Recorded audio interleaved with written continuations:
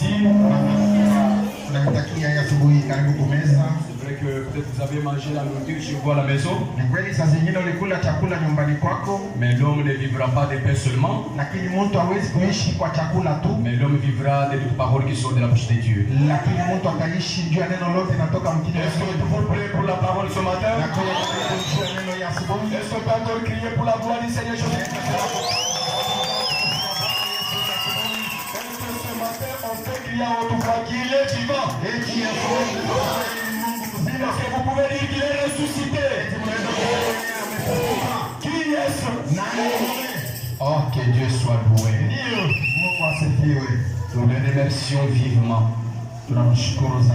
Et nous remercions aussi notre pasteur. Il nous fait confiance chaque fois.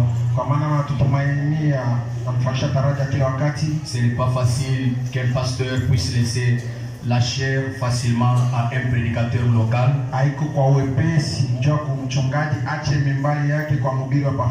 Même à son absence, il vous laisse la chair, ce n'est pas facile. Dans beaucoup d'églises locales, on envoie toujours des missionnaires ou bien d'autres pasteurs qui peuvent venir lorsque le pasteur sort.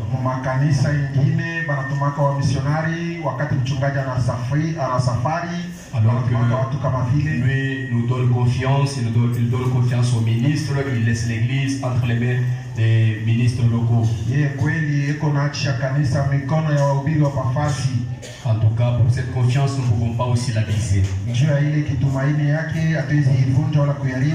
que nous pouvons aussi acclamer pour notre pasteur qui est là? Nous allons nous mettre debout pour lire la parole de Dieu. Nous allons ouvrir dans Zacharie 14. Nous allons lire au 7e verset. Nous lisons la parole écrite au nom de Jésus-Christ. Ce sera un jour unique, connu de l'Éternel, et qui ne sera ni jour ni nuit, mais vers le soir la lumière paraîtra. Bénis cette lecture de la parole. Dieu c'est puissant. Parce que tu nous donnes l'opportunité encore de venir écouter ta parole ce matin. Comme toi-même tu dis dans ta parole que vers le soir la lumière paraîtra. Voici nous vivons dans la lumière du soir, Seigneur Jésus. Accepte que cette lumière brille en nous ce matin, Seigneur Jésus. Et que toi-même que tu puisses, oh Dieu bien-aimé, illuminer dans nos cœurs pendant que la parole sort. Que cette parole nous apporte tout ce dont nous avons besoin ce matin, Dieu bien-aimé. Nous chassons les esprits antichrist à ces lieux. Nous désactivons toute connexion du monde des ténèbres. Et nous faisons descendre ta puissance de ta résurrection au milieu de ton peuple. Ramène ton grade, Seigneur. Bénis aussi les malades. Console les affligés. Ramène-nous tout près de toi, Seigneur Tout-Puissant. Aussi longtemps que nous avons besoin de toi, débute avec nous, Seigneur Jésus-Christ. Va avec nous jusqu'à la fin. Dans le nom infaillible du Seigneur Jésus-Christ. Amen. Que Dieu vous bénisse. Notre thème de ce matin, c'est la parole de Dieu rendue manifeste. Ou la lumière du soir. La parole rendue manifeste. Ou la lumière du soir. Nous avons lu dans Zacharie 14. Où ça a été une prophétie. Cette prophétie a été donnée par Zacharie. Il y avait encore beaucoup d'années, c'est 800 ans avant que Jésus ne vienne sur la terre. Il a dit ce sera un jour unique, connu de l'Éternel, et qu'il ne sera ni jour ni nuit, mais vers le soir, la lumière devait apparaître. Et nous allons dans Jean 12. Nous sommes au verset 35e. Au tableau il est écrit 36e, mais nous commençons au 35e vers 37e.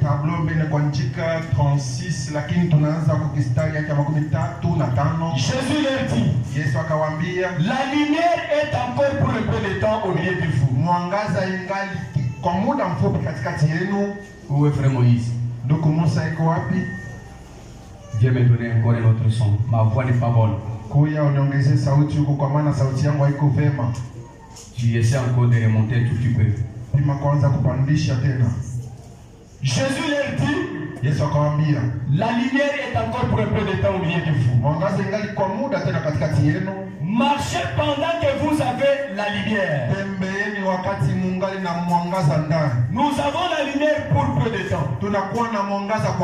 Mais Jésus a dit, marchez pendant que vous avez la lumière. Pourquoi il a dit cela? Lui-même se justifie. Il dit, afin que les ténèbres ne vous surprennent point. Il sait que les ténèbres vont surprendre les gens. Mais avant la surprise des ténèbres, vous devez encore marcher pendant que vous avez la lumière. Celui qui marche dans les ténèbres ne sait où il va. Il ne peut pas savoir où il va. Parce qu'il marche pendant les ténèbres. Il marche pendant la nuit. Pendant que vous avez la lumière, croyez en la lumière. Croyez en la lumière. Pendant que cette lumière est encore avec vous, pendant que vous vivez encore dans cette lumière, croyez dans cette lumière. J'insiste bien. Je dis croyez en la lumière. Pourquoi?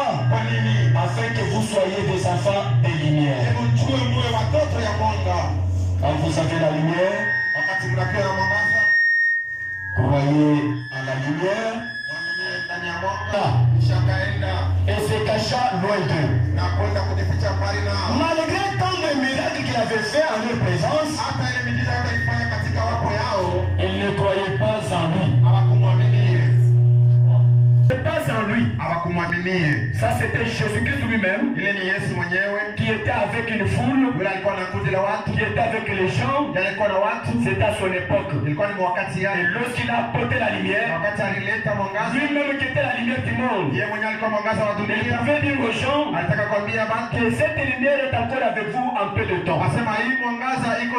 Mais pendant que vous avez cette lumière ici, marchez avec cette lumière. Pour que vous ne puissiez pas être surpris par le ténèbre. Et celui qui marche dans les ténèbres ne sait pas là où il va. Celui qui ne marche pas dans la parole, il ne sait pas là où il va.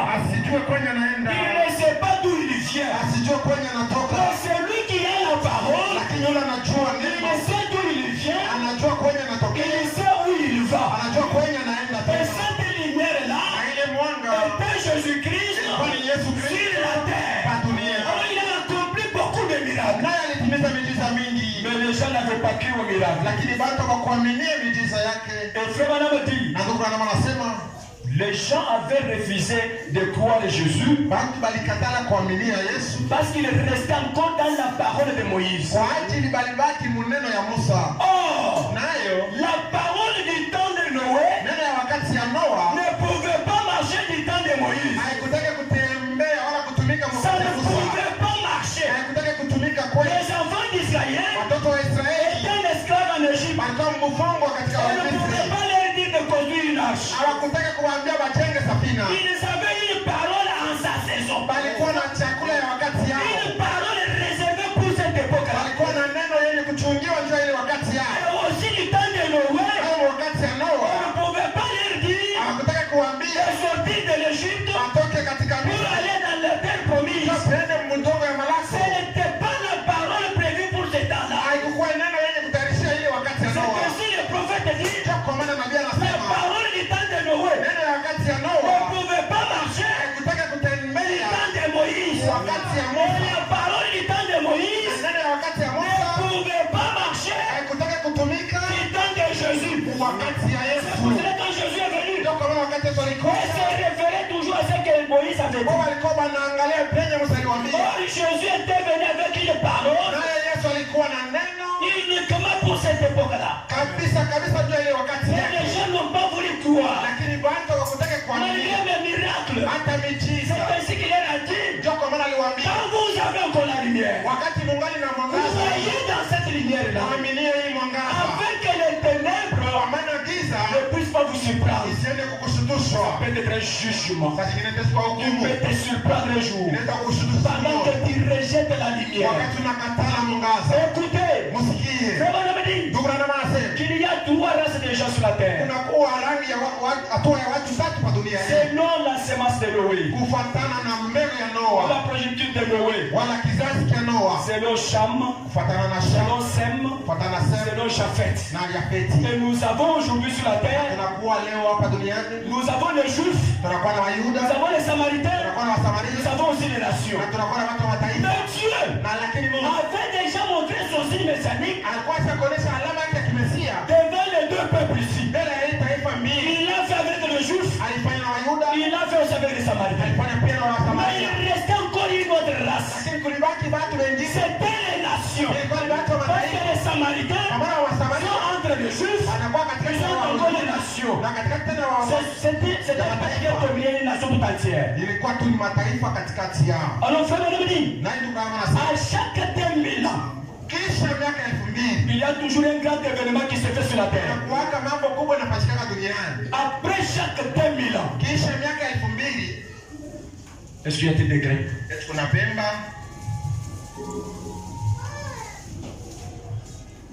Est-ce qu'on est là? ndio hapo. Si ton voisin est en train de dormir, Kama jirani wako iko nalala, réveille-le. umlamushe. Parce qu'avant qu'on puisse monter, Kwa maana mbele ya sisi kupanda, nous voulons d'abord poser quelque chose. tunapenda kukarisha kitu On kimoja, positionne quand même quelque chose. tukarishe kitu kimoja sawa. Je peux les représenter sur une ligne comme ça. Naweza kuionyesha Pakistani kama hivyo. Ici, Hapo c'est le début ou le commencement. nakiwa ni mwanzo. Nous sommes en Éden. Tunakia kule kushamba la Edeni. Et en Éden, Na kule kuedeni on peut dire c'est comme si on a commencé dans l'an 0. tunaweza kusema tunaanza kumwaka ya sifuri Et dans l'an 0, na kumwaka ya est-ce que sifuri. tout le monde est en train de regarder ici? Eti watu wote wanaangalia huku, Nous sommes allés tunaanza kwenda jusqu'à 2000 ans. mpaka kumwaka wa 2000 À 2000 ans, na kumwaka wa 2000 c'était du temps de Noé. kwani wakati wa Noa. Donc, d'Éden, du côté, à partir d'Adam Kutoka kwa Adamu jusqu'à Noé, mpaka kufika kwa il y Noa a eu 2000 ans. kulikuwa miaka 2000. Et les 2000 ans ici, Na hii miaka 2000 Dieu a détruit le peuple, Mungu alibomola watu, il a détruit le monde alibomola dunia par l'eau qui a noyé tout le monde sur la terre. kwa maji yenye ilitumbukiza watu wote kwa dunia. Et Noé avait un message Na Noa alikuwa na ujumbe approprié pour ces temps-ci. yenye kuangalia wakati yake, Mais les gens ne voulaient pas croire lakini bantu wakupende kwa à la parole qu'avait apporté Noé neno ile Noa alileta pour les gens de ce temps. juu ya bantu ba ile wakati yake. Noé ne prêchait pas seul. Noa asipande kuhubiri Il y mwenyewe, avait aussi Enoch. kulikuwa na Enoka À cette époque-là, mwile wakati. Enoch Enoka naye était la 7e personne, alikuwa ni mtu wa saba commençant par Adam, kuanzia kwa Adamu jusqu'ici. mpaka pale. Mais Enoch que vous voyez, Lakini Enoka tunaona lui n'est pas passé par tout ce qui s'était passé. ya kupita kwa hii maneno yote, Dieu l'a enlevé, Mungu alimunyanyua, il est parti vivant. anaenda mzima Il kumbili n'est pas passé par de l'eau qui s'est passé ici. kupiti yake achikukufia kumaji yenye ilipasika kwa Alors Dieu Noa. a détruit le monde. Lakini Mungu alibomola dunia. Noé et Enoch ont prêché. Noa na Enoka Noé wakati a insisté pendant 120 ans. Noa akasimamia paneno. Les gens se moquaient de Noé. Watu walikuwa wanachekelea Noa. Ils disaient que Noé est en train de faire des blagues. Wanaanza kusema Noa alikuwa anafanya nini? Mais Dieu savait ce qu'il faisait. Lakini Mungu alijua pia C'était aussi une lumière inaweza ilikuwa ni mwangaza pour ces temps-là. juu ya hiyo Comme wakati. les gens ont refusé la lumière de leur temps, Sasa wale watu walikatala mwangaza kwa les wakati. ténèbres ont surpris ces gens. Giza ilishutusha wale watu. Alors à cette époque ici, Hayo ni wakati. Dieu a laissé un temps Watu Mungu aliacha wakati jusqu'au 17 mai. mpaka siku ya 17 mwezi wa 5. Et Dieu a fermé la porte. Na Mungu anafunga mlango. Et quand il a fermé la porte, Na wakati anafunga mlango il y y a eu la pluie qui a commencé maintenant à pleuvoir. Kukakuwa mvua ikaanza kunyesha. Pourquoi le 17 ici? Jua nini siku ya 17? Le 17 c'est un signe significatif. Siku ya 17 inakuwa na maana Parce yake. que si vous remarquez, Kwa maana kama unaangalia c'était aussi à la 17e personne ilikuwa ni mtu wa 17 que William Branham était en train de baptiser. wenye ule alikuwa na batizo Et l'ange du Seigneur na malaika wa Bwana est descendu à la rivière Oyo anashuka mtoni ya en 1933 1933 pour lui dire, kwa kumwambia comme sawa Jean-Baptiste Yohana était Mbatizaji le précurseur alikuwa mwenye de la alitangulia première venue. kuja kwa mko kwa Ton message à toi jumbe yako sera le précurseur itakuwa ya de la seconde.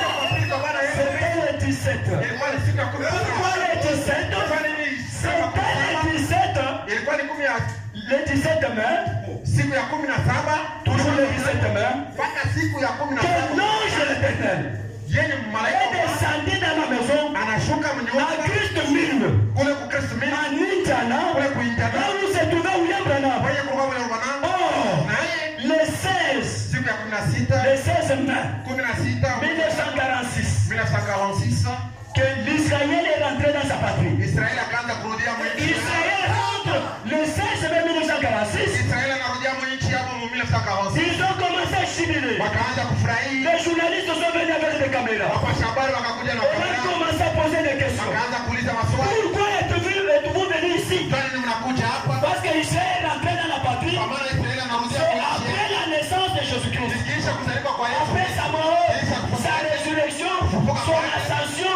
son retour, kurudi kwake comme étant le Saint-Esprit sur la terre. na Roho Mtakatifu hapa Et duniani ici, c'était le jour na de la Première Guerre mondiale hapa ilikuwa ni siku za kwanza ya vita ya dunia mzima en 1914. mu 1914 Parce que cette guerre mondiale a duré 5 ans. kwa maana hii vita ya dunia mzima ilichukua miaka 5 C'est parti de 1914 jusqu'à 1919. ikaanza mu 1914 mpaka kufika mu 1919 Le Saint-Esprit était descendu lui-même. Roho Mtakatifu ilishuka Parce mwenyewe qu'il y avait déjà les anges de destruction kwa maana kulikuwa malaika wa qui kubomoa étaient descendus sur les 4 vents de la terre. wenye walishuka mu makwenti yote Ils ile voulaient déjà détruire le monde entier. walitaka kubomola dunia yote mzima Pendant que l'Israël wakati wa Israeli n'était pas encore entré dans sa patrie. alikuwa ashakurudia mu nchi yake Israël était encore dispersé partout. Israeli alikuwa fasi zote dunia Alors, il a fallu que l'Israël retourne dans sa ili patrie. Israeli arudie ku nchi yake Israël était reconnu comme nation. Israeli alitambuliwa kama Ils taifa ont hissé le drapeau. wakapandisha bendera yao C'était le 16 mai 1946. ilikuwa ni siku ya 16 mwezi Il y wa avait des vieillards. kulikuwa wazee Il y avait beaucoup de gens. kulikuwa watu wengi On leur a posé la question. wakawauliza Vous êtes venus ici pour mourir? mnarudia huko tena njoo kufa Ils ont répondu. bakajibu Nous sommes venus pour voir notre Messie. tunarudia njoo kuona Mesia Le wewe Messie qu'ils avaient rejeté. Mesia ule balikataa Parce qu'ils l'attendent jusqu'au jour. kwa maana beko na mongoja mpaka Et sasa comme Dieu n'avait pas encore scellé ses serviteurs qui sont les Juifs, sasa vile Mungu asikutie muhuri kwa watumishi wake il a fallu qu'ils puissent d'abord rentrer dans leur patrie. ilibidi kama barudie mbele Je kwanza pense que vous saisissez très bien. nadhani mnasikia hivi Alors ici, le 17 mai, sasa siku ya 17 la même année, mwaka moja le 16, siku ya 16 Israël est reconnu Israeli comme anatambuliwa étant une nation, kama vile taifa sa monnaie, na franga son yake drapeau, na bendera son yake armée. na jeshi Et yake maintenant le 17 mai, un jour après, kisha siku moja l'ange du Seigneur descend chez William Branham. malaika wa milele anashuka kwa huyo C'est à mwana Christ Millinential. kwa kule ku Kristo mbele kuingia Il lui dit, anamwambia il y a un message. una ujumbe Et je te donne le don de la guérison divine. na kupatia zawadi ya matunzo ya Mungu Pour que tu apportes cela dans le monde entier.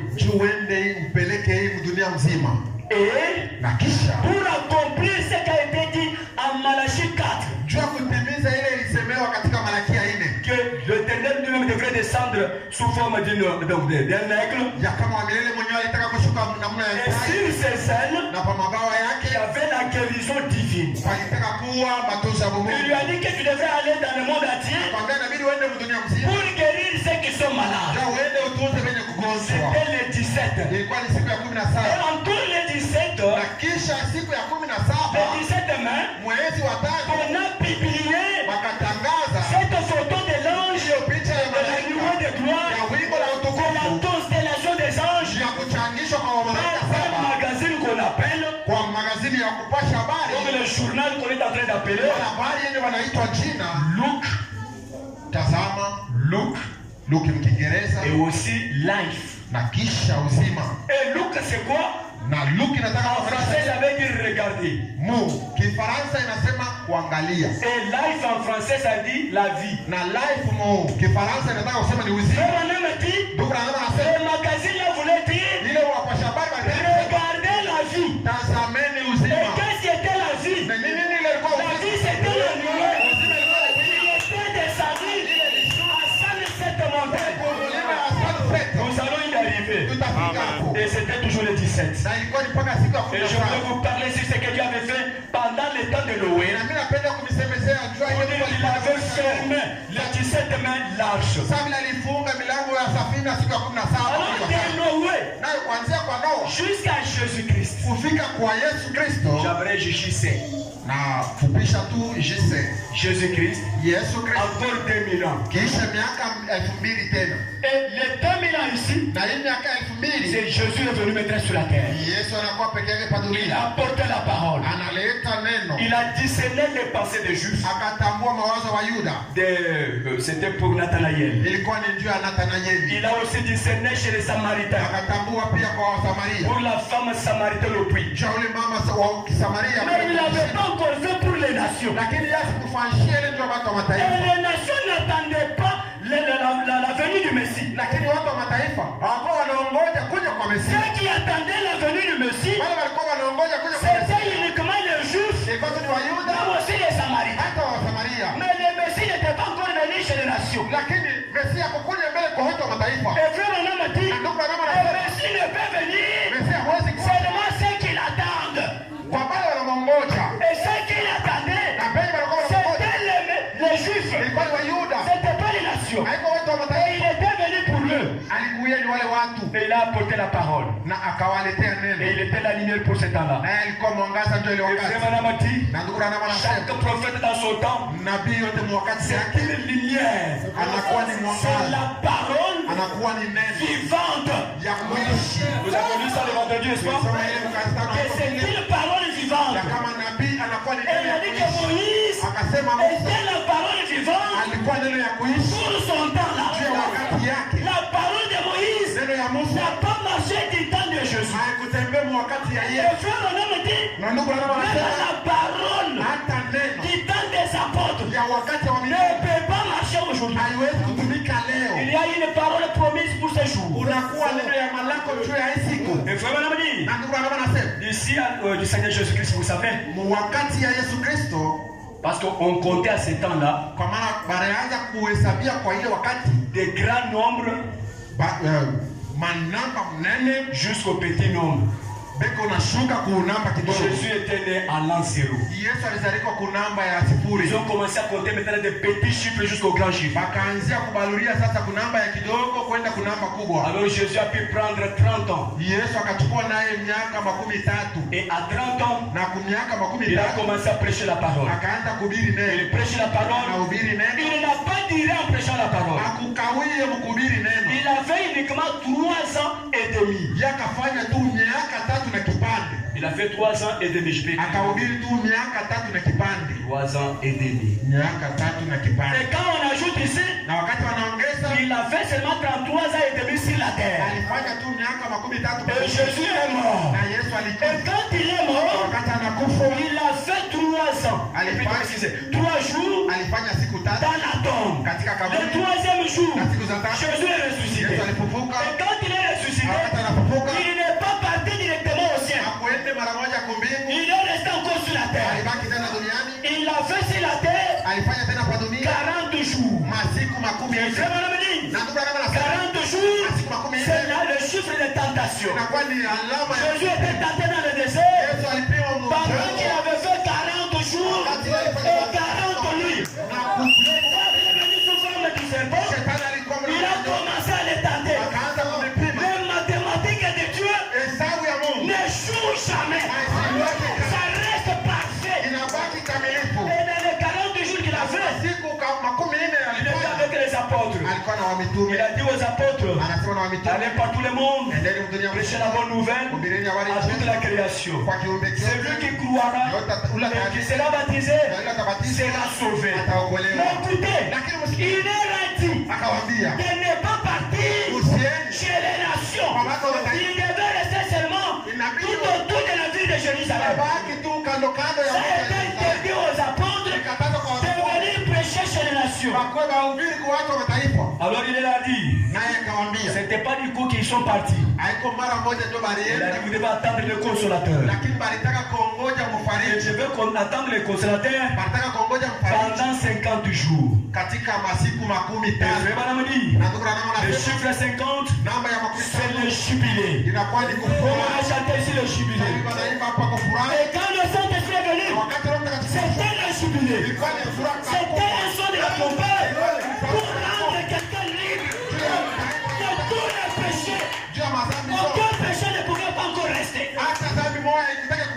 Même ce matin, nous sommes libres. Satan n'a pas d'ampleur, n'a pas de pouvoir.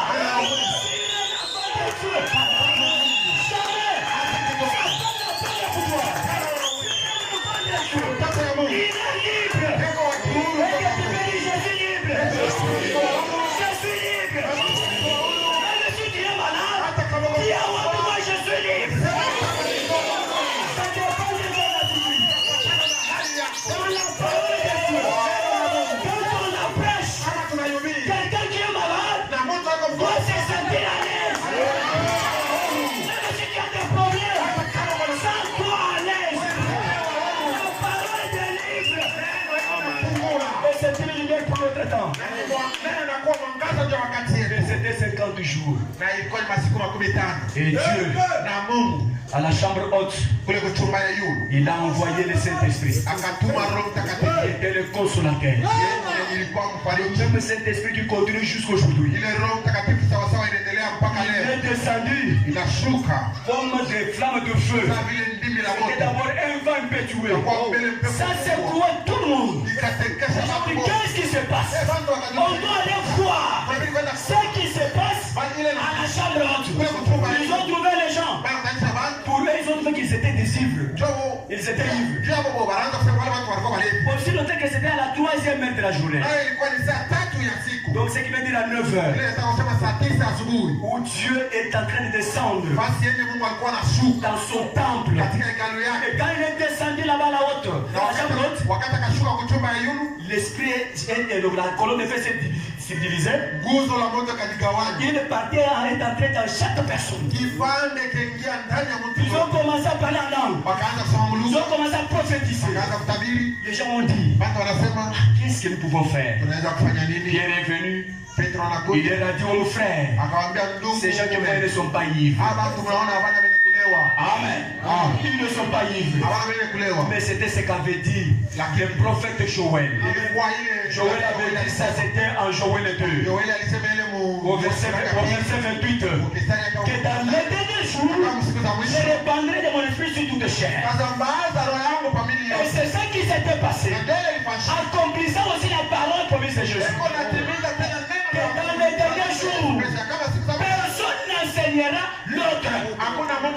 Mais vous tous, vous serez enseignés du Saint-Esprit. Pierre leur a dit, répandez-vous et soyez baptisés au nom du Seigneur Jésus-Christ. Et vous recevrez le don du Saint-Esprit.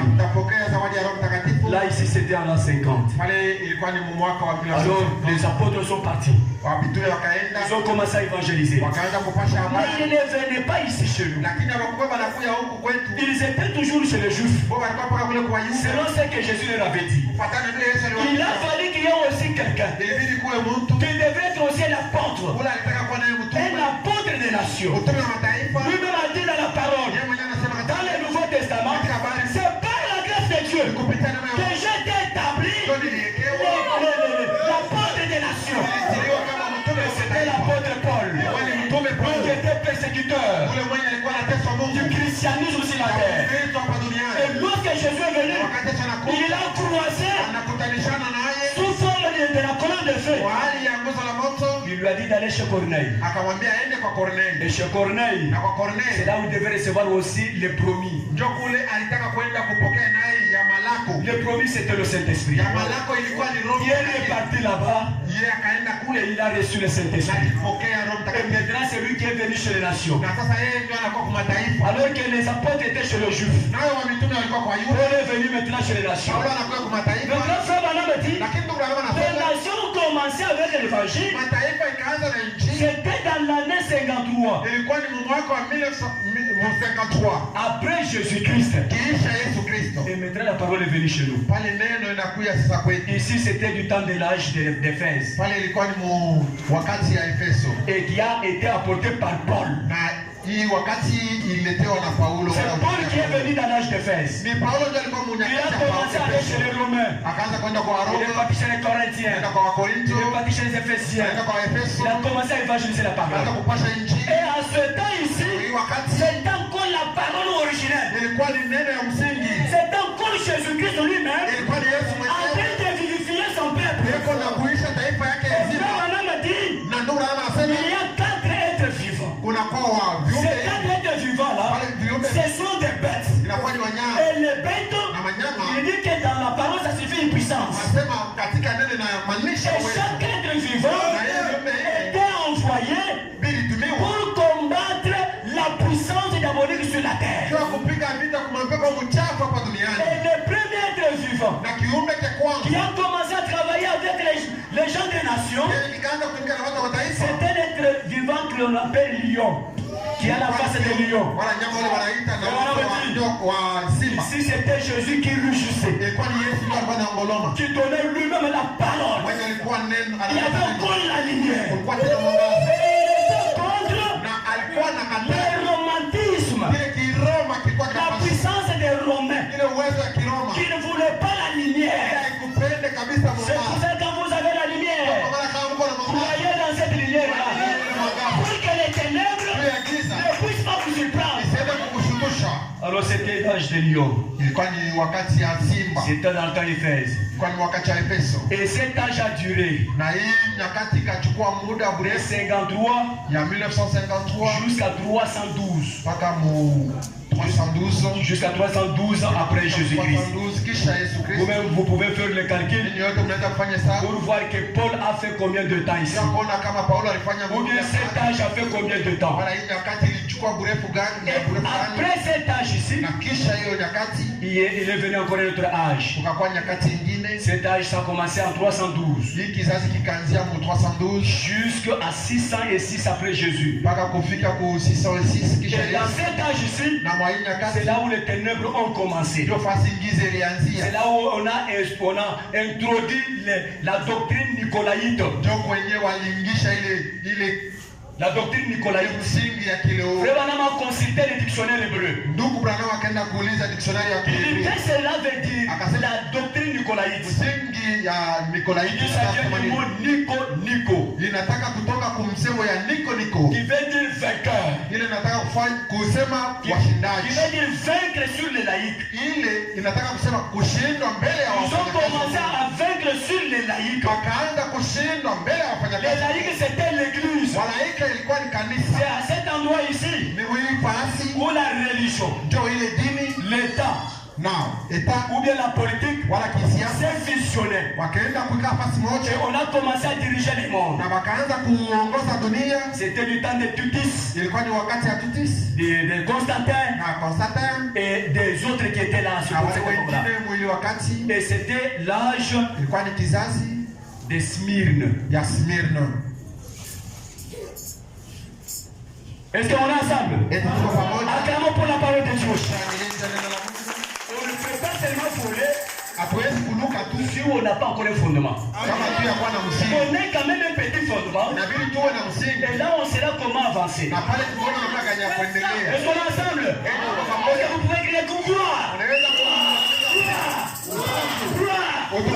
Amen. Frère Branham dit, ça a commencé dans l'âge de Smyrne.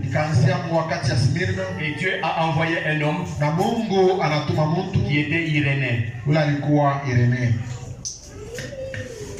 Et l'âge des ténèbres a duré pendant 3 âges. De 606. Nous sommes partis jusqu'à 1526. Ikafika mpaka 1520. Et de 1520, Kuanzia pa 1520, on est allé, là c'est un autre âge s'il vous plaît. ile ni nyakati ingine. Là c'est l'âge maintenant de Pergame. Ile ni nyakati ya Pergame. Et à cette époque, Na mwa ile wakati, attendez que je termine d'abord les 3 âges ici. mchunge kwanza nimalize na hii nyakati Et je vais tatu. vous parler de ce qui s'était passé. Kisha mtasemezea hivi vile vilipitikana. Alors ils sont partis de 520 Na wakaanza ku 1720 jusqu'à 1750. mpaka kufika 1750. Et ici, Na sasa hapo c'était l'âge alikuwa ni de nyakati Thyatire. ya Thyatiri. Thyatire.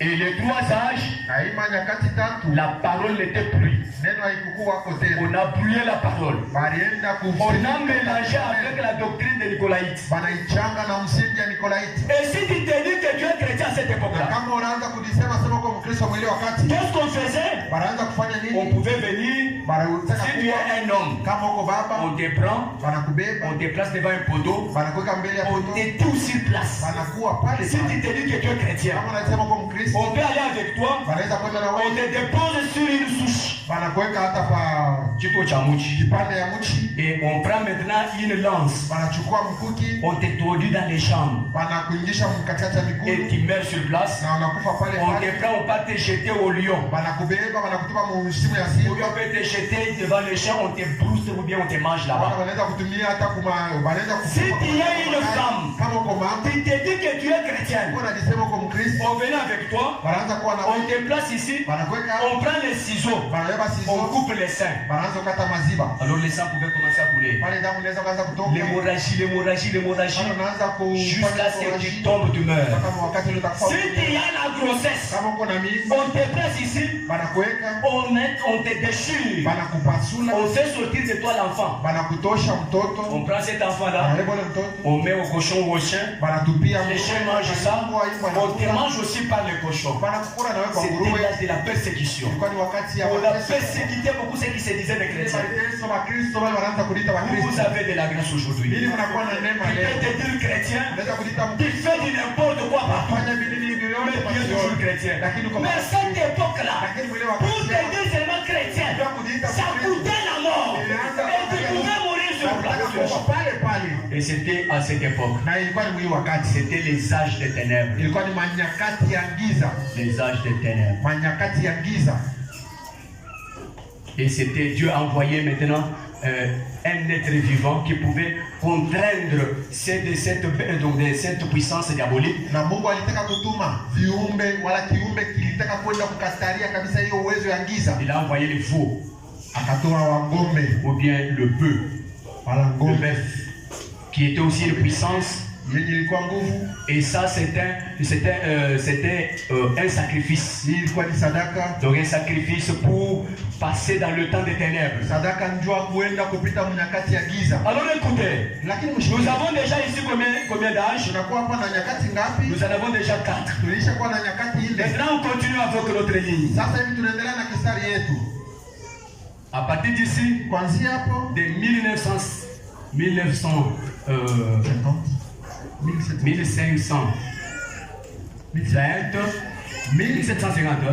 1750 jusqu'à 1906. mpaka kufika 1906. Ici, Hapo c'était l'âge ilikuwa ni nyakati des sables. ya Sardi. Ici, c'était Wesley qui est Luther qui est venu. Ilikuwa ni Lutari wala Wesley ndio. Dieu a envoyé Luther sur la terre. Mungu alituma Lutari Pendant cet âge, c'est comme si j'ai sauté. katikati ya hii nyarunga nyakati. Ça doit être là. Naweza kuwa hapo. De 53 En 1953 jusqu'à 300. Ok, j'ai sauté. ndio nili Donc de 53 jusqu'à 170. en 1950. Excusez pour ceux qui prennent note. C'était de 53 jusqu'à 1700 et 1170. C'était l'âge d'Éphèse. Nyakati ya Efeso. Et de 170 Na kuanzia ku 170 jusqu'à 312, mpaka 312 c'était l'âge de Smyrne. ilikuwa ni nyakati ya Smyrna. Et de Na 312 kuanzia ku 312 jusqu'à 606, mpaka kufika saa hizi c'était l'âge de Pergame. ilikuwa ni nyakati ya Pergamo. Et de Na ku 606 606 jusqu'à 1500, 1520, ici c'était l'âge de Thyatire. Et maintenant de 1520 jusqu'à 1750, c'était l'âge des Sardes. Et maintenant, jusqu'à 1750 jusqu'à 1720 jusqu'à 1700, excusez, et 1520 jusqu'à 1750, c'était l'âge des Sardes où Dieu a envoyé Luther. Et après, c'est 1750 jusqu'à 1906, c'est là où Dieu a envoyé, il a envoyé Wesley. Et dans le temps de Wesley, c'était l'âge de la Philadelphie. Et ici, les deux âges ici, c'était l'âge où Dieu a envoyé un être vivant qui était l'homme. Et frère Branham dit, c'était l'âge d'intellectualisme.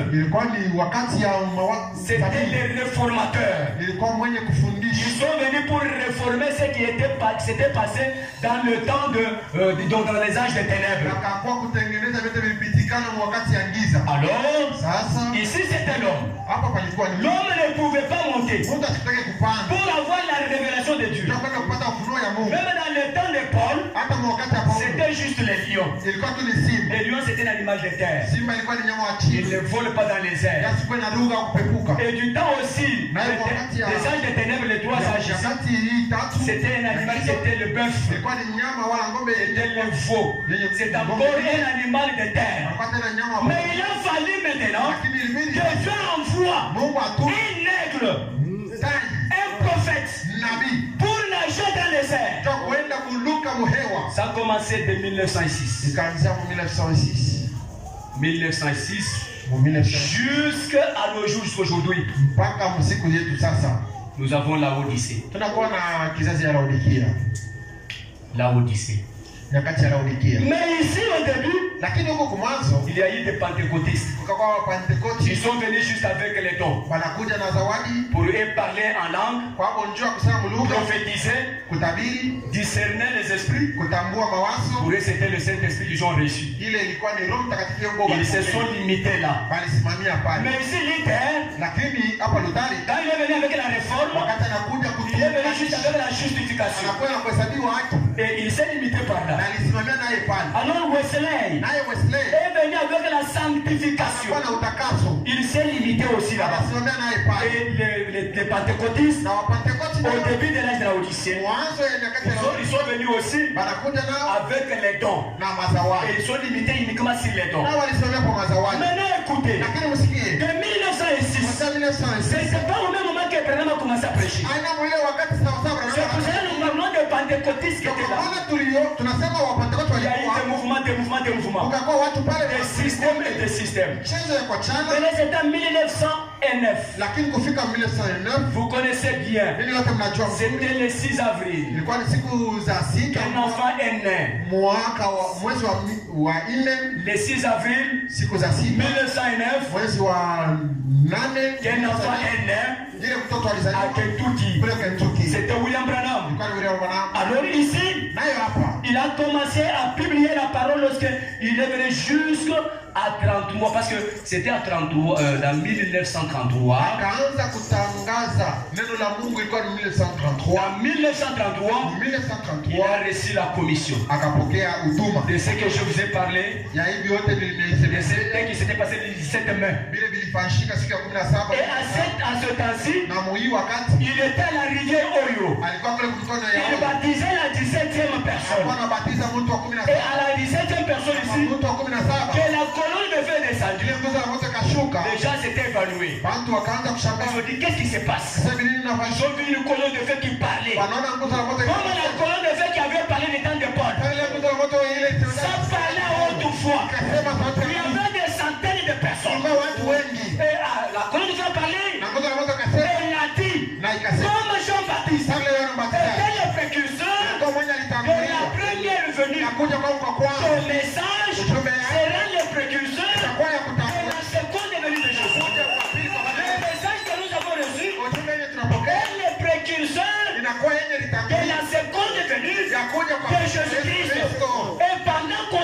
lumière là, voyez que tout ce temps ici, c'était toujours le temps des ténèbres. Alors Dieu a envoyé un être vivant qui était l'aigle. Or l'aigle peut voler juste dans le firmament. Il monte plus haut. Et quand il monte plus haut, la vision devient claire. Il peut voir loin. Ça qui ne pouvait pas se passer du temps de Paul. Et ici, les gens attendaient aussi le Messie. Et ce n'était pas n'importe qui pouvait voir le Messie. C'est lui qui pouvait voir le Messie. C'est celui qui l'attendait. Est-ce qu'on est ensemble? Parce que c'est seulement les Juifs, ceux qui attendaient la venue de Jésus, ou bien du Messie, qui ont vu cette venue-là. Dans une conférence du 25 11 1965, Frère Manon dit, vous rappelez-vous, opération 65, il y a en fait 3 races des gens dans le monde. Et nous le savons. Il vous pose la question, n'est-ce pas? Ce sont les descendants de Cham, de Sem et de Japheth. C'est tout à fait vrai. Les Juifs, les gentils et les Samaritains. Vous vous rappelez Pierre le jour de la Pentecôte? Il avait les clés. Il vous pose la question, savez-vous cela? Jésus l'a dit. Il a ouvert les royaumes aux Juifs à la Pentecôte. Et Philippe est descendu en Samarie. Il les a baptisés tous. Mais cependant, le Saint-Esprit n'était pas encore descendu sur aucun d'eux.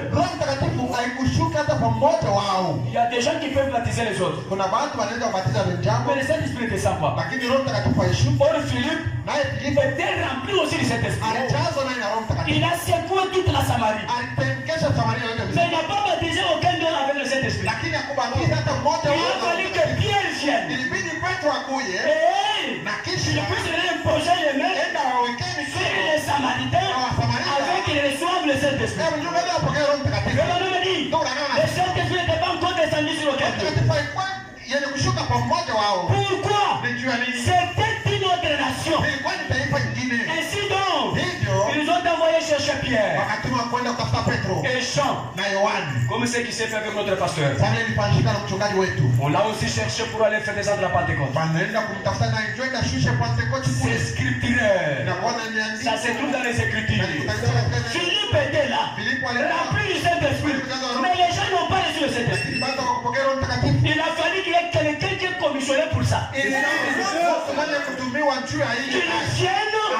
avec sa commission et il fait descendre la Pentecôte véritable. Il a imposé les mains. Et tous les Samaritains qui étaient là ont reçu le Saint-Esprit. Chez Corneille, Paul a été contré par un ange d'envoyer appeler Pierre. Après cela, le Saint-Esprit a été accordé à chaque race des gens alors. Aux Juifs, aux gentils et aux Samaritains. Le Saint-Esprit n'est pas seulement pour les Juifs. Le Saint-Esprit n'est pas pour seulement les Samaritains. Vous savez, à cette époque ici, les Romains, le pape et les autres, Papa a commencé à faire ceci.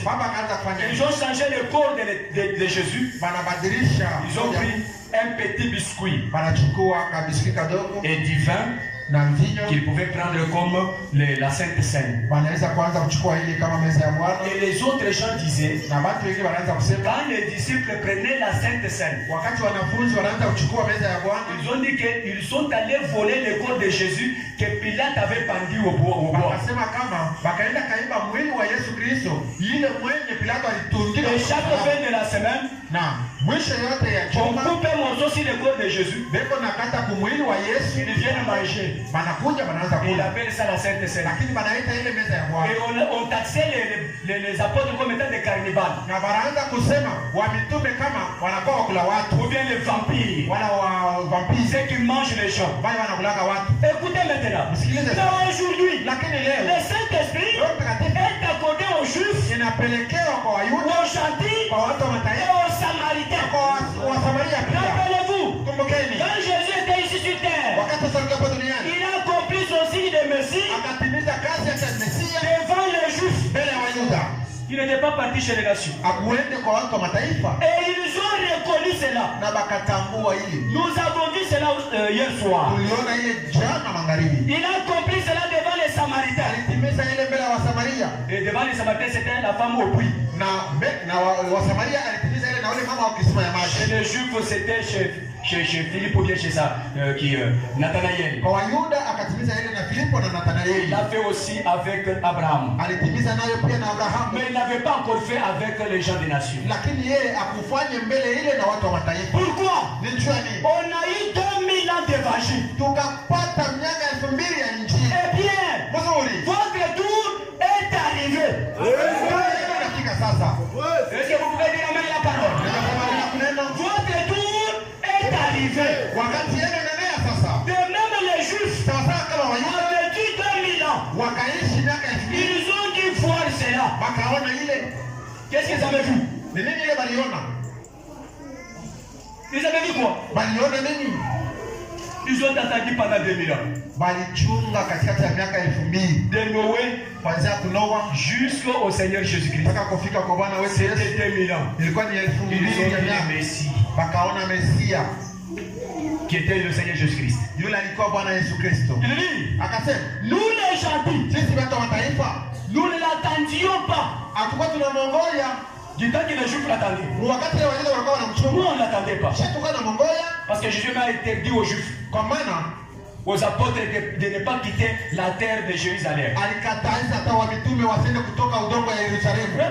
étions des Romains, des païens. Pourtant, ils nous sont des bois dans le dos. Nous adorions l'idole. Nous n'attendions pas le Messie.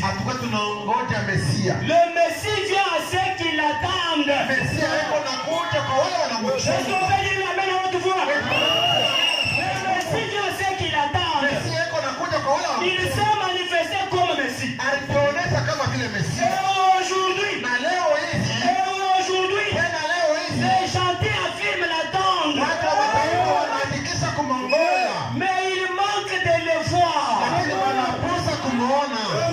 Ils disent qu'ils attendent le Messie. Et il manque de le voir. Mais s'ils sont aveuglés, ils ne peuvent pas le voir. Lorsqu'ils sont dans les ténèbres, celui qui peut le voir, c'est celui qui est éclairé. C'est celui qui a la lumière. La lumière vient de la parole. La parole de l'air manifestée. Il y a la lumière du soir. Et c'est le Messie pour notre temps. C'est le Messie pour notre temps. La lumière où est le jour. Abraham a dit, l'onction, c'est une personne. Le Saint-Esprit, c'est une personne. Il a dit, le Saint-Esprit, c'est le quartier général. Le quartier général. Et Dieu peut descendre. Il s'incarne. À sa naissance, la colonne de feu que vous voyez est descendue. Les villageois ont crié. Quel genre d'homme, quel genre de garçon, ça sera. Quand ils ont vu cette colonne de feu, un être surnaturel qui est entré là-bas. Et frère madame, quand il a grandi, à l'âge qu'il proclamait le message, il a dit, vous connaissez la colonne de feu, c'est qui? C'est une personne, n'est-ce pas? La colonne de feu, c'est l'ange du Seigneur. L'ange du Seigneur sur le Seigneur. Le bonhomme a dit, quand Dieu était voilé, il dit que je voilais cette colonne de feu toutes ces années. La colonne de feu qui était la parole, qui était le Seigneur lui-même, il l'a voilé en lui toutes les années. Il était le précepteur. l'acteur principal. La cabine qui alimente le courant. Si tu oses pour y toucher, on te projette là-bas. Et tu tombes. Oh mes frères, quand les enfants d'Israël ont dit, attention, quand on parle de William Branham, c'est une personne. Mais attention, la façon que Dieu l'a conçu, c'est différent de la manière dont tu as conçu. Lui-même ne se comprenait pas. Il ne se connaissait même pas. Son système nerveux ne fonctionnait pas comme les autres fonctionnent. On a fait les tests sur les nerfs. On n'a trouvé pas les médecins, ils ont dit que ton système nerveux n'est pas comme toutes les personnes ordinaires. Mais si ce n'est pas pour les personnes ordinaires, ça veut dire qu'il est extraordinaire. Tout se positionner comme ça. Au même moment, il voit les rêves pendant qu'il est debout. À des fois, il est dans les 40 ans dans le passé. Même s'il pouvait dire, je peux voir Dieu, quitter son trône, c'est-à-dire il le voit. Il dit cet état-là, c'est un état double. Qu'est-ce que ça veut dire? Il dit, je me situe entre la limite du naturel et du surnaturel. Si vous voulez qu'on puisse utiliser les termes scientifiques, c'est la vérité. Là où Dieu lui-même habite. C'est pour cela Branham. Dans cet âge ici, c'est l'âge de l'aigle. L'âge de l'aigle.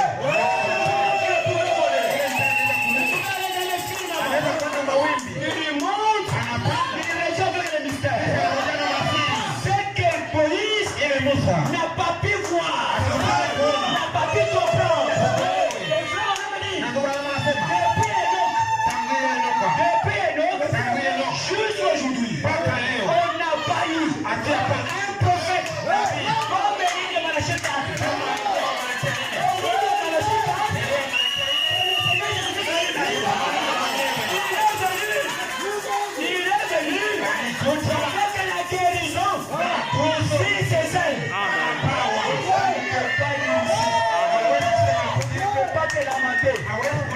De la maladie, la stérilité, c'est une maladie. Comme la tête peut te faire mal, on dit les mots de tête au sort. C'est la même façon. On va dire la stérilité, c'est sortir. Sort. C'est une maladie. C'est un esprit. C'est un démon. Parce qu'on est ensemble. On est ensemble, que vous voyez. Prévenant me dit. Est-ce qu'on peut acclamer pour le Seigneur? Et aujourd'hui, les gens affirment l'attendre. Mais il manque de le voir. Il s'est manifesté comme le Messie. Par ce qu'il a accompli. Au temps du soir, Jésus-Christ a eu beaucoup de succès que le matin. Le matin c'était à l'est. À l'est c'était chez les orientaux. Les orientaux veulent dire les juifs. Mais aujourd'hui c'est à la côte ouest. Au coucher du soleil. Vers le soir. Comme Zacharie avait déjà dit. Les Zacharie du jour. Une nuit. Mais vers le soir. Il faisait sombre. On n'avait pas la lumière. La lumière est venue. La lumière est apparue. Alors que la lumière est venue. C'est le Messie, c'est la parole, c'est Jésus-Christ qui console, qui visite son peuple dans sa saison. Écoutez, la parole que nous avons reçue, on ne pouvait pas la supporter du temps de Paul. On ne pouvait pas. Paul a dit, même si un ange du ciel venait ici avec un autre message, qu'il soit mais il dit encore que j'étais ravi dans le troisième ciel. Troisième ciel seulement. Il a vu certaines choses qui pouvaient se passer. Il a dit nous prophétisons en partie. Nous connaissons en partie. Mais quand le parfait sera venu, ce qui est partiel va disparaître. Le parfait est venu. Dieu le Père, Dieu le Fils, le Saint-Esprit, tous les grands attributs sont venus aujourd'hui. La perfection, le nom du Seigneur Jésus-Christ rendit manifeste par le zèle que le prophète a pu faire dans son ministère. Il dit, s'il compte ce que Dieu a fait dans son ministère, cela n'est pas tout ce qui est écrit dans la Bible. Il dit excepté Jésus avait guéri quelqu'un qui avait la lèpre. Écoutez mes frères, le madame quand il était venu, il est venu avec le message de la délivrance. C'est pour délivrer le peuple de l'esclavagisme. Nous ne sommes pas encore des pécheurs. Nous sommes rendus libres par le sang de Jésus. Le sang de Jésus, c'est la parole qui saigne. La parole qui a le sang. Quand le pécheur se plonge, il devient blanc comme la neige. Quand toi tu as péché, Jésus te regarde au travers du sang. Et il prend le sang. Le sang plus le sang. Qu'est-ce que cela veut dire? Le sang à quelle couleur? La couleur rouge. Le péché à quelle couleur? La couleur rouge. Rouge plus rouge, cela devient blanc. Jésus blanc comme la neige. Je n'ai pas de péché. Je ne suis pas péché. Je suis la lumière. Quand j'ai péché, il m'a aimé. Il m'a envoyé le message. Le message qui saigne. Le message qui saigne. Quand la parole me frappe, je prends ma culpabilité. Et Dieu regarde au travers de son sang. Et la parole que j'ai écrite de mon temps, il ne voit que la lumière. Il prend le péché, il le met dans la mer d'oubli. Il voit que c'est un péché. Mais quand Jésus me regarde, je n'ai pas de péché. Il n'a pas de péché. Je vous dis qu'il n'a pas de péché. Pourquoi Jésus est mort au calvaire? Il n'y a pas aucun péché qui dépasse le sang de Jésus. Qui dépasse la parole. Qui dépasse le message. Le message de la délivrance. La parole est proclamée. Les gens sont devenus libres. La lumière a éclairé. Nous sommes les lumières du soir. La lumière est dans nos cœurs. Christ se reflète aux gens. Avec les mêmes miracles.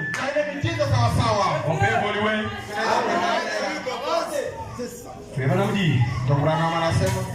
Parce que du temps de Moïse, il a parlé des choses, il a laissé en suspense. Moïse avait manqué de mots spécifiques pour déterminer ce qu'il voyait. Nous avons la parole écrite. Moïse ne connaissait pas ce qu'était la semence du serpent. Il a parlé seulement de ce qui s'était passé en Genèse 3.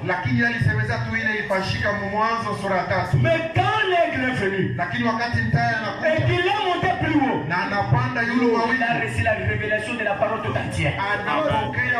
fungo ya neno yote mzima. Et c'est surtout cela qui nous donne la foi de l'enlèvement. Na nipa ile ndio inatupatia imani ya unyanyulizi. C'est cela qui nous donne la clarté. Nipa ile ndio inakuwa inaleta mwangaza. Et nous connaissons où nous sommes en train de partir. Na tunajua fasi gani tunaenda. Si on peut te demander kama wanaweza comment Jésus va venir. Namna gani Yesu atakuja? Quand il va venir, qu'est-ce qui va se passer? Na wakati atakuja kinini kitafanyika? Ceux qui sont avec dans les dénominations ne connaissent rien. Ils ne savent pas combien de temps nous allons faire dans les serres. Oh, Jésus devrait accomplir les 70e semaine de Daniel. C'est-à-dire les 7 ans. Dans son ministère, il a fait que les 3 ans. 3 ans et demi. Il reste encore les 3 ans et demi. Ce n'est pas plus qu'il travaille encore avec les nations. Il doit aller travailler avec les juifs. Il faire encore là-bas 3 ans et demi. L'épouse dans l'enlèvement. Quand on a la lumière, on connaît là où on est en train de partir. Et nous connaissons d'où nous venons. Mais un pentecôtiste, un méthodiste, un presbytérien, un catholique, il ne connaît rien. Il ne sait pas où il va. Il est dans les ténèbres. Dieu nous a aimés. Il nous a fait grâce pour connaître le mystère caché. Pour connaître la parole révélée. Pour accomplir ce que Daniel avait dit. Quand les gens liront ce livre-là, leur connaissance va faire quoi? Augmenter. Et nous avons la connaissance aujourd'hui de la parole. Et le mystère c'est quoi? Branham a prêché ça, c'est en 1962. Avant que cet événement ne se passe au 107. Avant que l'épée du roi ne lui soit donnée.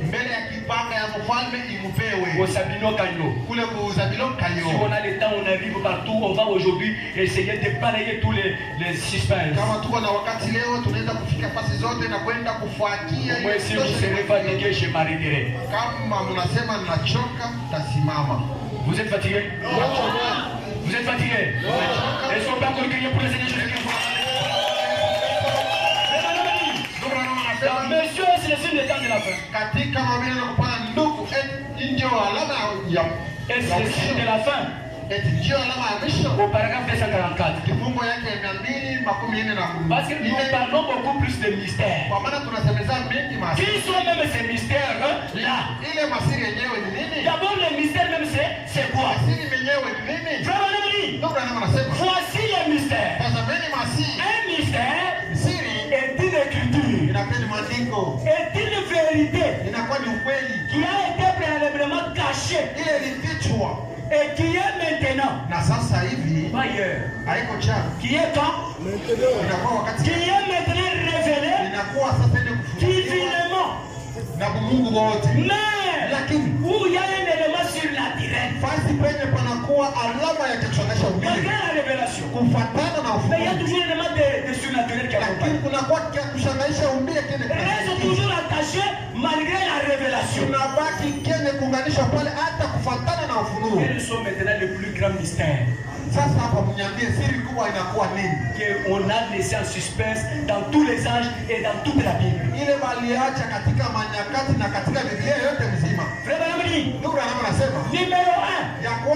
le mystère du royaume des cieux. C'est celui dont nous sommes en train de parler maintenant. Donc dans Matthieu 13, on commence au 3e, 50e verset. Le mystère du royaume des cieux. Comment connaître le royaume des cieux? Et qu'est-ce que c'est le royaume des cieux? Je vous cite seulement les mystères, mais je ne vais pas entrer en profondeur. Parce que si je vais commencer à entrer en profondeur, ça va encore nous éloigner beaucoup. Le deuxième mystère est le mystère de l'aveuglement d'Israël. Pendant cet âge ici, les Israélites sont aveugles. C'est nous maintenant qui avons la lumière. Ils sont aveuglés. Dieu a tourné le dos. Il travaille avec les nations. C'est selon Romains, chapitre 11, verset 5. Et le troisième mystère, Et le mystère de l'enlèvement des saints vivants à la fin de l'âge actuel. Vous serez enlevés. Selon 1 Corinthiens 15. Selon 1 Thessaloniciens 4 du 14 au 17 verset. Le quatrième mystère, c'est celui de l'église du Nouveau Testament. Formant un seul corps, composé à la fois des juifs et des gentils. Là, c'est selon Ephésiens 3, 1 à 11. Romains aussi 16, Ephésiens 6, Colossiens 4, 3. Le cinquième mystère, c'est celui de l'église en tant qu'épouse. Épouse de Christ. Vous êtes l'épouse de Christ. Et le sixième mystère, c'est celui du Christ vivant. Le même hier, aujourd'hui et éternellement. Le septième mystère, c'est celui de Dieu, soit de Christ, en tant que la plénitude incarnée de la divinité. Et huitième mystère, la piété est restaurée à l'homme. Le neuvième mystère, c'est le mystère de l'iniquité mentionné dans 1 Thessaloniciens. Et le dixième mystère, c'est celui des 7 étoiles d'Apocalypse 1:20. Est-ce que vous connaissez les 7 étoiles? Vous connaissez les 7 étoiles? Qui sont-elles? Les 7 étoiles. Oui, bien aimé. Ce sont les 7 âges de l'église. Ce sont les 7 messagers. Ces 7 étoiles qui se trouvent dans la main de l'Éternel. Et dans la main de l'Éternel, il y avait Paul, il y avait Irénée, il y avait Martin, il y avait Colomba, il y avait Luther, il y avait Wesley, il y avait William Branham.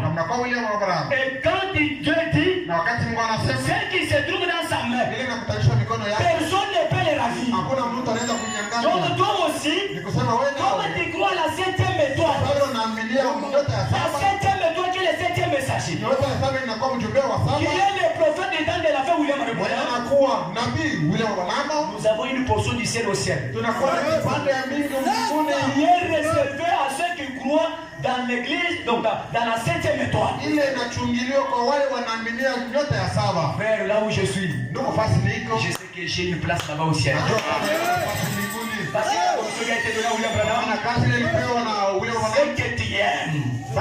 Et ceux qui t'ont aimé, une portion du ciel t'est réservée. Et je te le donne. Si tu aimes Branham, donc tu aimes Jésus, il y a une place dans la maison de l'Éternel. Et il y a une partie au ciel. Il y a aussi ta partie. Tu peux marcher dans la galerie. Tu peux marcher dans les routes des autoroutes. On a pavé en or.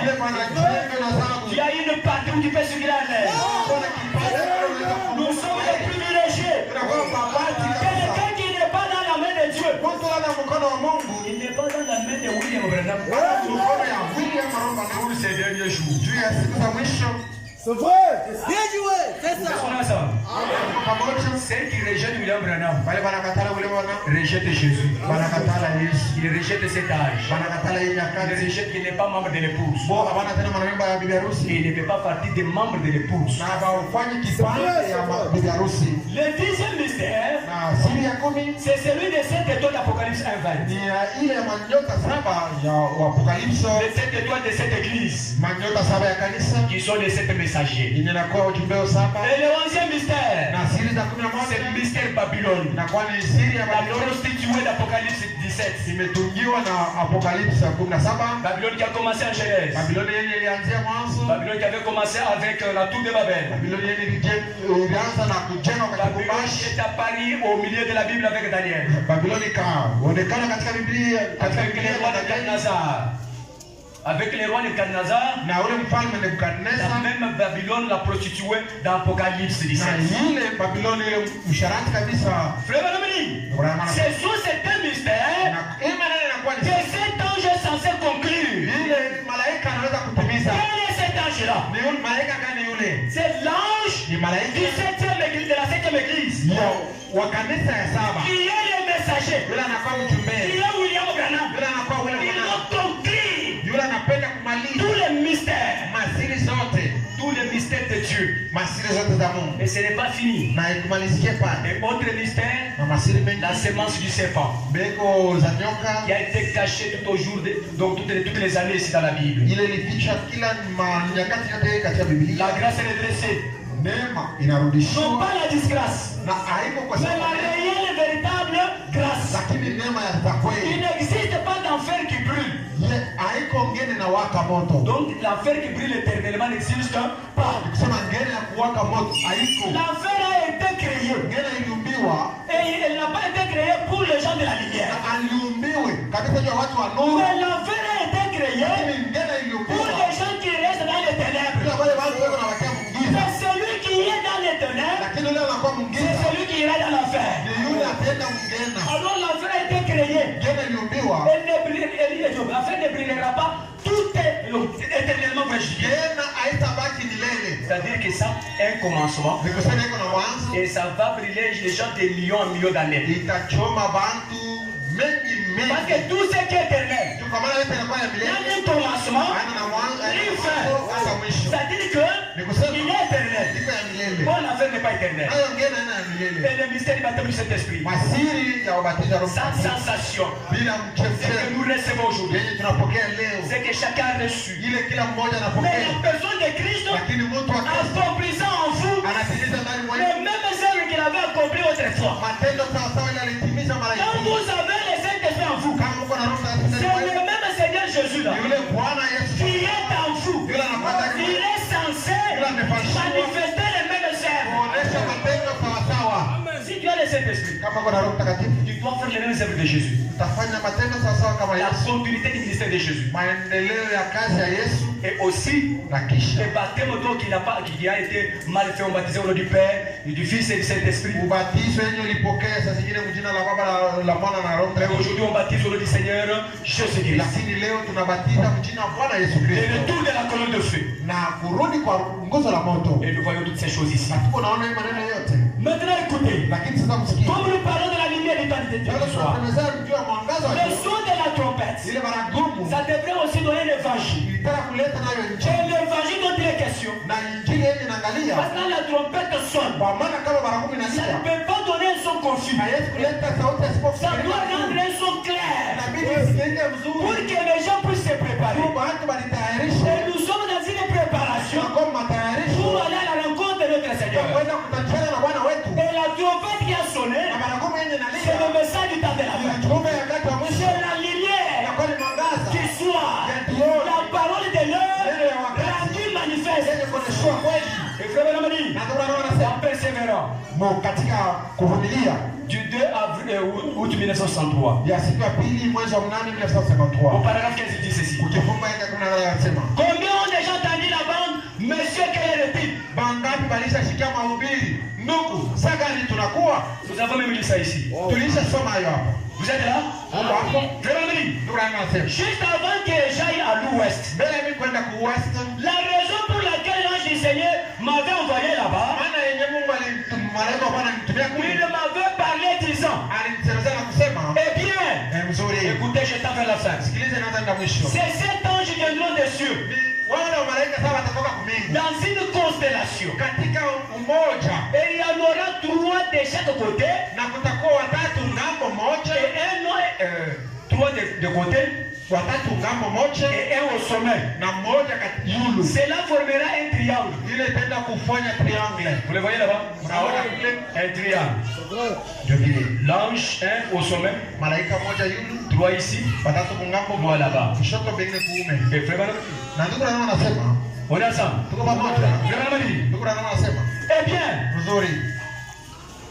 cela formera un triangle. Ile tenda kutunga triangle. Ou quelque chose de ce genre. Wala kitu fulani kama Une pyramide. ile wala Et piramidi. j'ai dit, Na nilisema, celui qui était à droite ule alikuwa kukiume, avait ses ailes renvoyées en arrière. alikuwa na mabawa yake ile kurudisha nyuma. Et je suis directement entré dans cette constellation. Na nikiingia mara moja mwa ile utungio ya Il malaika. était aussi à la montagne. Naye alikuwa kumulima. Il a vu cette constellation venir. Anaona ile umoja wa malaika Il a unakuja. quitté sur la terre. Anatoka pa dunia. Il est parti entrer aussi dans cette constellation d'ange. Anaingia kwa ile uchangazo Où il wa y avait malaika. trois côtés. Kulikuwa watatu ngambo moja na ngambo Et un nyingine. autre au sommet. Na mwingine Le yule. bonhomme me dit, Na ndio anasema à côté de lui. pembeni yake. Et c'était lui qui devait me dire quoi faire. Na ni yeye ndio alitaka kuniambia vya kufanya. Je suis allé maintenant à l'ouest. Nikaenda Sakuwest. Juste comme il me l'avait dit. Kama vile aliniambia. J'étais là moi ce jour-là. Kwa kule yule kumlima. Et quand ils ont commencé à venir du ciel, Na wakati ule wale malaika wakaanza kutoka mbinguni. je me dis, Nikasema il y aura un bruit kutakuwa kelele comme une forte détonation. kama vile ya kushangaisha. Il y a la déflagration, Kusema ile ya nguvu. le tremblement, Mautetemeko. quelque chose comme le bruit que produit un avion Kitu saa vile makelele ile ndege inakuwa en inaleta traversant les mille personnes. katika hewa. Vraiment me dit. Ndio Brahma Mais je dis, na ce sera de l'autre plus fort que cela. itakuwa nguvu zaidi. Et je serai au nord de Tixon environ 50 ou 100 ou 60 km. Na itakuwa yule kabisa ya 60 km. Quelque chose comme cela. Kitu saa vile. Écoutez, je saute. Sikilize na lugha. Il dit, Yanasema j'ai vu des pierres se détacher du flanc de la colline. nikaona maimo ikaanza kuachanishwa na mlima. Nous voulons voir si le message ici est réellement la lumière du temps du soir. Tunapenda kuona kweli kama hiyo jumbe na pia mwangaza wa Pour que vous ne puissiez pas jouer avec cette lumière ici. Mshende kucheza kweli na hii mwangaza. Afin que les ténèbres ne puissent pas vous surprendre. Pia ngine sende kushutusha. Parce que vous avez la lumière, Kwa maana kama kuna mwangaza, tu vis encore dans cette lumière-là. unaishi ndani ya ile Et mwangaza. croyez dans cette lumière-là. Mwaminieni ndani ya ile Frère mwangaza. Branham a dit, Ndugu Branham anasema là se trouvait ce cercle-là au-dessus de moi, kule balikutanisha kule yulu en yangu. train de tournoyer. Beko nazunguka. Et ces 7 anges sont venus Na là, wale malaika sawa wakakuja. descendant des airs. Beko nashuka muhewa. Ils m'ont pris Wakanibeba et ont dit, na wakasema rentre chez toi, rudia kwenu allez tout de suite hapa sasa et apporte ces 7 sceaux. na wende ulete ngoro saba. Car il y a 7 mystères. Kwa maana kuna kama siri saba. Car la parole entière Ndani ya neno yote est donc révélée faida ile dans ces 7 mystères-là. katika ile masiri saba. Frère me dit, Ndugu Branham anasema et vous savez, anajua je ne savais pas cela en ce moment-là, kujua ile mwili wakati mais des appareils photo lakini mapicha et ont pris des photos. Allons pris des photos. wakakamata mapicha Et tous les coins de la contrée, na watu wote wa pembeni comme cette nuée blanche, na vile hiyo wingo s'était installé là. ikasimama Et ça a été publié par l'association de presse. na ikatangaziwa kwa wapasha habari Ce que nous avons parlé ici, hii tukaisemezea hapa de Luc et Life. ya angalia na Donc uzima. regardez la vie. Ni kusema angalia uzima. Qui a publié cela le 17 mai. Katangaza ile siku ya 17. Et en ce temps-là, quand cette nuée est venue, Na mwile wakati ile wingo ikakuja c'était à 48 km de hauteur. ilikuwa ni mrefu ya 48. Là où il n'y avait même pas d'humidité. Fasi kwenye kukwata kubaridi. Et à ce temps-là, il n'y avait pas de pluie. Na mwile wakati akukwe mvua. Dans les airs, il n'y avait pas de fusée. Katika mawingu haikuwa Il n'y hapo. avait même pas un avion. Hakukwata ndege. Ça s'est laissé voir partout. Ikaonekana fasi zote. Les gens qui étaient au Mexique, Watu wale walikuwa ku Mexico. à Dixon, Kule kutikiswa. et partout, ils ont pris des photos. Fasi wote wakakamata mapicha. On a même libéré les enfants de l'école. Wakaachilia hata watoto. On ne savait pas ce qui s'était passé. Hawakujua vile Ils mifashio. ne connaissaient même pas que le messager du temps de la fin Hawakujua hata sasa ujumbe wao. était aussi dans cette constellation. Alikuwa na yeye katika ile Et mauchangazo. l'ange qui était là, qui l'intéressait beaucoup, Na ule malaika alikuwa kule alikuwa lui avait parlé de ce qu'il devait faire. alisemezana vile alitaka kufanya. Frère, je voulais vous dire ceci. Sisi nataka kuniambia hivi. Nous avons reçu Tunapokea et la colonne de feu na ngozo la moto et la nuée. na wingo la Une moto. confirmation. Hakikisho. C'est le même Dieu qui avait Moïse. Na kama ule Mungu sasa alikuwa na C'est Musa. le même Dieu qui s'était tabernaclé en Jésus-Christ. Ule Mungu sasa aliingia C'est le ndani. même Dieu qui a entendu l'histoire. John Wayne anakuwa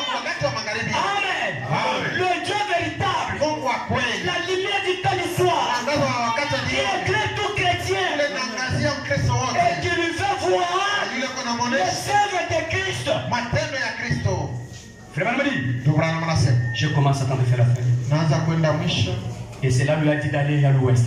na ile ikamwambia uende ku west. Et quand il est parti là-bas, Na wakati anaenda kule, c'était maintenant de l'autre côté de Sabino Canyon. ilikuwa ni kule kumlima Sabilo Kayo, Où il est allé maintenant trouver l'épée du roi. kula akaenda kupokea kipanga ya mfalme. C'était pas l'épée des rois, Haikuwa kipanga ya mfalme, mais il avait reçu l'épée du roi. lakini alipokea kipanga Et ya mfalme. l'épée du roi, frère Madame dit, Na kipanga ya mfalme c'est la parole de Dieu. inakuwa ni neno la Mungu. Et il a reçu la parole de Dieu, Na anapokea neno la Mungu, qui est le message que nous sommes en train de vous parler. yenye inakuwa ujumbe yenye tunakuwa tumesemezea. Et qui vous dit qu'il n'y a plus beaucoup de temps sur la terre. Eko na niambia sema hakuna wakati mingi tena ya C'est pour cela dans kukuja. Jean il est dit, Ndio kwa maana katika Yohana lorsque vous anasema avez la lumière, wakati mnakuwa na mwangaza, marchez encore dans cette lumière-là. tembee katika ile Tu mwangaza. ne peux pas négliger la lumière. Hawezi kudharau mwangaza. Tu dois aussi éclairer. Unabidi nawe Parce que tu es kuangaza. aussi l'enfant de lumière. Kwa maana naona kwa mtoto wa Et nous mwangaza. sommes aussi les enfants ou bien les lumières du soir. Anakuwa na si nyangaza ya jioni. Mais William Branham n'est plus aujourd'hui. Na William bwana masina hapo tena leo. Physiquement, il est dans la tombe. Mwili ile kwa mkaburi. Et son esprit ou son âme est dans la Roho gloire. yake inafikia katika utukufu. Maintenant, le ministère de Jésus-Christ. Lakini ile kazi sasa C'est de continuer avec nous. ilitaka kuendelea. Le Saint-Esprit est en toi. Roho ya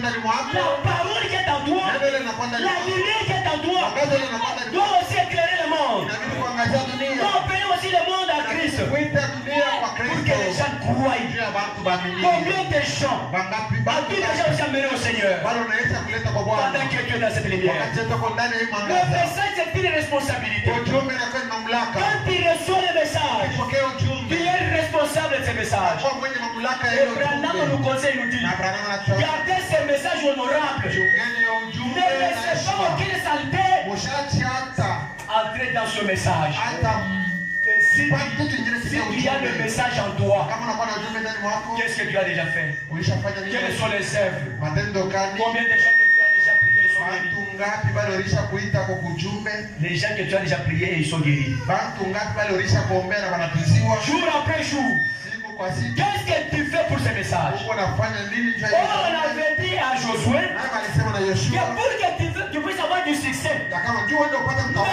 médite jour et nuit Usiku na mchana sur la loi de Moïse kwa sheria ya Musa. pour que tu puisses avoir du succès. Ndio uende utawali. Et dans ces derniers jours, Na muhimu siku za mwisho pour avoir du succès, ndio kwenda pour utawali. avoir la bénédiction d'Allah, Kupata baraka. il faut que l'on médite sur la lumière du soir, Inabidi kufikiri kwa mwangaza wa jioni. sur le message du temps de la fin, Inabidi kufikiri kwa ujumbe wa wakati wa mwisho. jour et nuit. Usiku na C'est cela qui mchana. va faire notre succès. Ndio ile tenda Il n'y kutuwinda. a pas de bon succès Hakuna kuenda que kusiku. le succès qu'on peut avoir dans le message, Kama ile kuenda kwa ujumbe. que le succès qu'on peut avoir dans la parole. Na ile kutawala kile kupata ndani ya neno. Notre succès dans le monde Utawala kwa dunia. finiront par s'éteindre. Kutaenda kuzimika. Parce que c'est vanité de Kwa vanité. maana kwa bure. Mais il y a une lumière Kuna mwangaza. qui donne le succès terrestre. Ile kuna tawala. Parce que cette lumière-là Kwa maana ile mwangaza. est éternelle. C'est la parole qui est éternelle, qui est Christ Jésus, Kwa Kristo qui Yesu. est le message de l'heure. Kwa ujumbe wa wakati. Mon frère, ma soeur, Uko dada. quand tu es dans le message, Wakati uko ndani ya tu es ujumbe. libre de tout péché. Uko wa huru kwa dhambi Il zote. y a la vie éternelle en toi. Unakuwa na uzima Il milele y a la bénédiction en toi. Kuna baraka Il y a ndani. la délivrance en toi. Unakuwa na ufunguliko Cela sana. peut faire sauver tes enfants. Ile inaweza Cela kukuonesha peut faire sauver tes parents. Ile inaweza kukuonesha Cela kwa peut faire wazazi. sauver tes frères. Inaweza Si tu kukuonesha. as la véritable lumière, Kama kuna mwangaza tu mbaya, vas te soucier même pour tes frères. tena kuzunika hata kwa mtoto Même wa pour tes frères qui ndugu. rétrogradent. Hata kwa ndugu wale Il wanarudi ne va pas acclamer. haweza piga Il ne mikono. va pas dire qu'il parte. Il Atasema ende tu. ne va pas dire d'ailleurs. Atasema naye. Je m'en fous du reste. Mimi naacha. Mais si cette lumière est en toi, Kama ile mwangaza ça te donnera l'amour. Car le message c'est l'amour. Et cet amour va te pousser. na ile mapendo Et même ton ennemi. Pour ce matin que le Seigneur bénisse.